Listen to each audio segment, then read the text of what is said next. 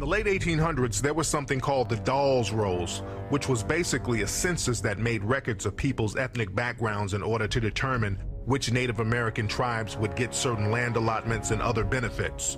After slavery, many black people were associated with some of these tribes by bloodline, through marriage, through adoption, and even servitude. And because they were associated with these tribes, many black people were entitled to some of these benefits.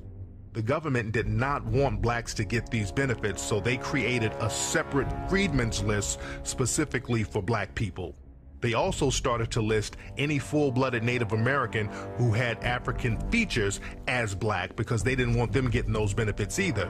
At the same time, they allowed white citizens to come in and pay money under the table to be listed as part Native American. 1895 and 1896, when a lot of the whites found out the benefits that these blacks were going to be entitled to, a lot of whites went to the Dawes Commission and say, look, why don't you put my name on there? They said, but you're not an Indian. So that's what they said, well, I'll give you $5.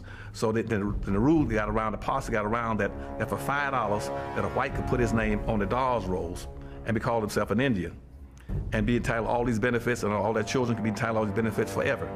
And so that became known as what's called a $5 Indian.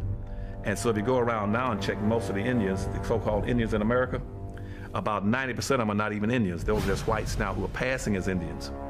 But they're getting all the benefits.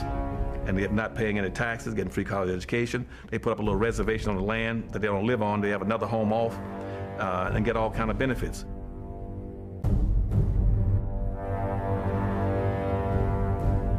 Iron Eyes Cody was another famous Native American person.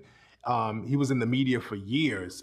In the 1970s, they utilized him for this pollution commercial. He was known as the Crying Indian. So he was a very well-known Native American in American culture. But the reality is, Iron Eyes Cody wasn't Native American at all. He was Sicilian. Both of his parents were from Sicily. So he didn't have one drop of Native American blood in him. He was another fake Indian.